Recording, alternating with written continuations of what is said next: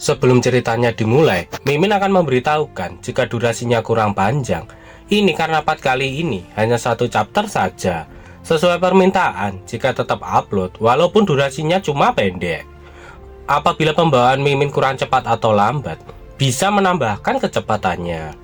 Oh iya, yang mau bantu beliin Mimin kopi biar lebih semangat bahas komiknya, bisa mendonasikan sedikit uang jajannya lewat link Saweria yang ada di deskripsi. Oke, nggak usah berlama-lama lagi. Kita langsung masuk saja ke ceritanya.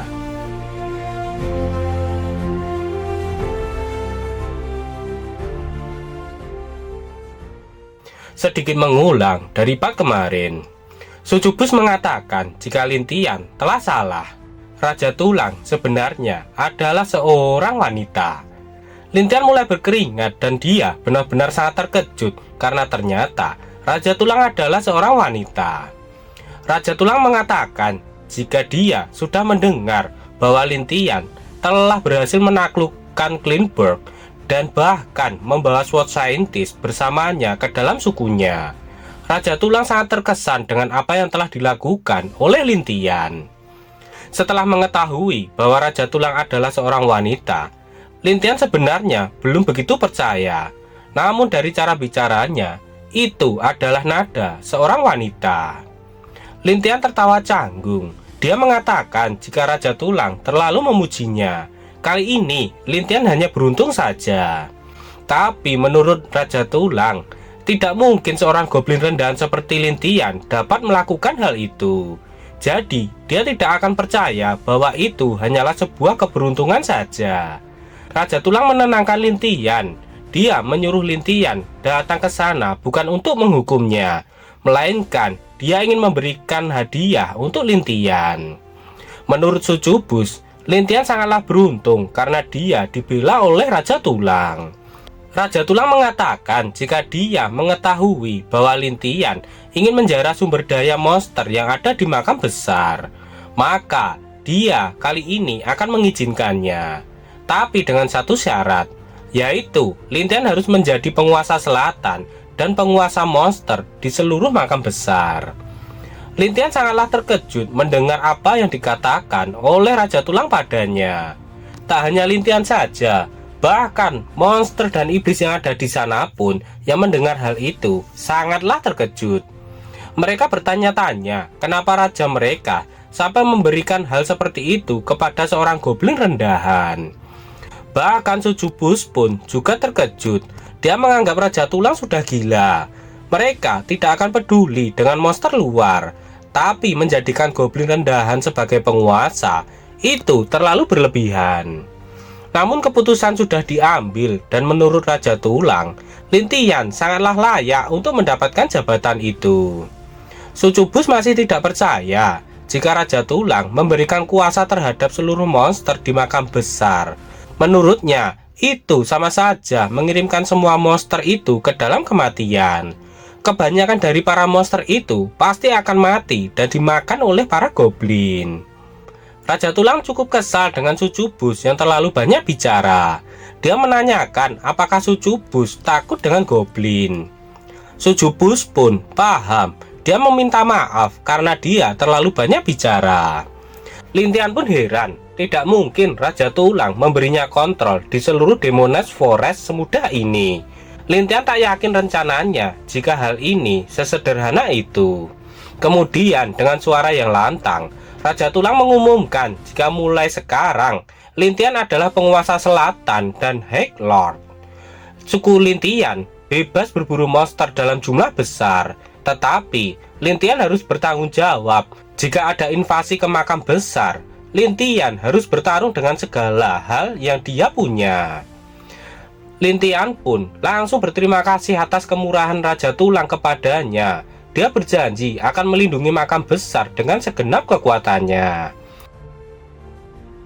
Beberapa saat kemudian, Yue terlihat sangat kagum atas pencapaian yang didapatkan oleh Lintian.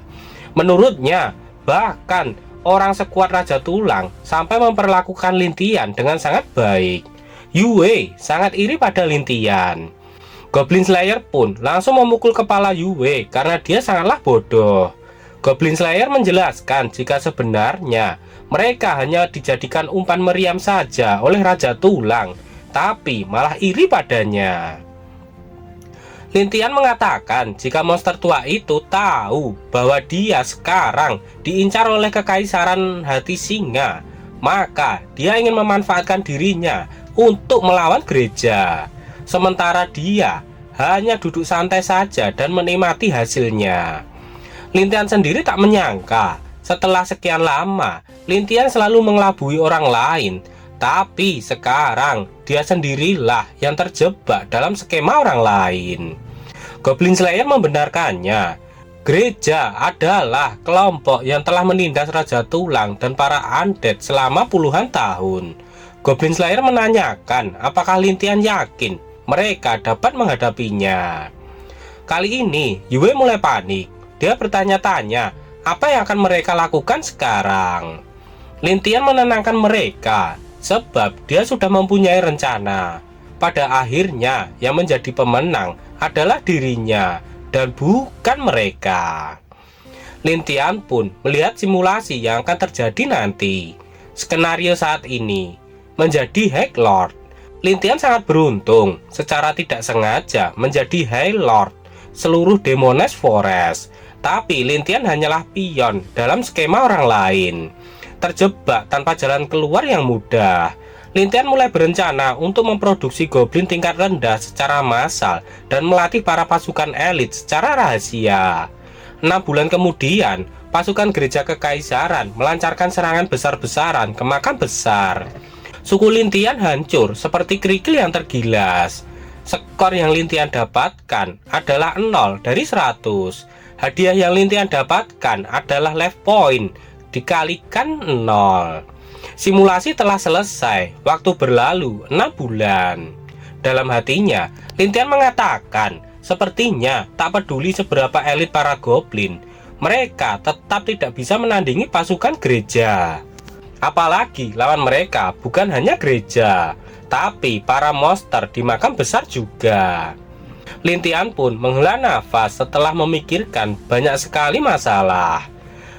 Melihat Lintian mulai gelisah, Alisnya menanyakan ada apa dengan dirinya. Lintian pun mengatakan jika dia sedang berpikir apakah ada cara untuk meningkatkan kekuatan mereka secara drastis dalam skala besar. Menurut Alisnya, itu sangat mudah. Lintian hanya membutuhkan perlengkapan seperti cincin yang dia pakai. Sembari melihat cincin itu, Lintian berkata dalam hati, menurutnya, goblin hanya bisa membuat leg armor. Tapi kalau mereka punya banyak alat magic yang lebih kuat daripada heavy armor, mereka akan menjadi jauh lebih kuat. Kemudian Lintian bertanya kepada Alisnya, apakah ada cara untuk mendapatkan alat magic dalam jumlah yang banyak. Sebab dia ingin membangun Legion sebagai kartu asnya. Dengan penuh penyesalan, Alisnya mengatakan jika itu tidak ada. Sontak saja, Lintian pun langsung kecewa. Alisnya mengatakan jika alat magic itu langka bagi siapapun.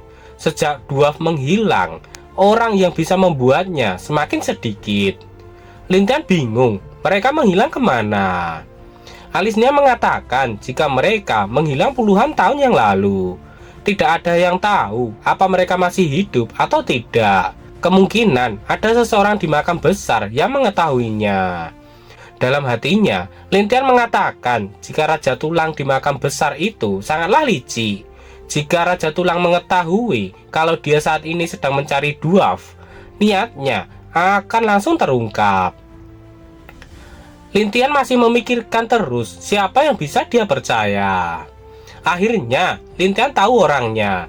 Dia adalah Purple Gold Dragon Hunter. Lintian heran bagaimana dia bisa melupakan tentang salah satu wanitanya. Alisnya terkejut mendengar naga itu disebut oleh Lintian. Setelahnya, Lintian pun pergi ke Pulau Naga untuk menemui Purple Gold Dragon Mother. Setelah sampai di sana, Lintian heran dan bertanya kepada Xiao Huan, kenapa di kampung halamannya tidak ada naga sama sekali. Xiao Huan pun baru menyadarinya setelah Lintian mengucapkannya. Dia juga sangat terkejut melihatnya. Lintian turun dan melihat keadaan di sana. Dia mengambil salah satu tulang naga yang berserakan di tanah. Lintian menduga kejadian ini sudah lama, sekitar 1 tahun yang lalu atau bahkan lebih lama lagi. Kemudian Lintian pun terbang selama 5 hari menuju tempat tinggal para naga. Dia terbang melewati pohon besar yang ada di sana. Lintian mengamati pohon itu yang ternyata pohonnya sangatlah besar sekali. Lintian akhirnya tahu jika ini adalah tempat tinggal mereka. Kemudian Lintian menyuruh Xiao Huan untuk segera turun dan memeriksanya. Setelah melihat kondisi tempat itu yang dipenuhi dengan lava panas, Lintian ragu, memangnya ada yang bisa hidup di tempat seperti itu. Tak lama kemudian, muncul sosok naga dari dalam kolam magma. Lintian menyadarinya dan langsung melihat ke belakang. Naga itu mengatakan jika ini bukanlah tempat untuk makhluk seperti Lintian. Dia menyuruh Lintian untuk segera pergi atau menghadapi akibatnya. Lintian mulai berkeringat setelah melihat sosok naga besar muncul di hadapannya. Bahkan Xiao Huan yang sama-sama naga pun juga gemetaran ketakutan. Tak lama kemudian muncul naga hijau dari tempat lain. Naga hijau mengatakan jika ini adalah wilayah klan naga. Dia bertanya-tanya sampah dari mana yang berani masuk ke tempat ini. Naga coklat mengatakan jika daging goblin itu tidaklah enak. Dia ingin melemparkan Lintian ke dalam magma saja. Apakah yang akan terjadi dengan Lintian? Apakah dia bisa selamat? Nantikan kelanjutannya di part berikutnya seminggu lagi kalau komiknya sudah update.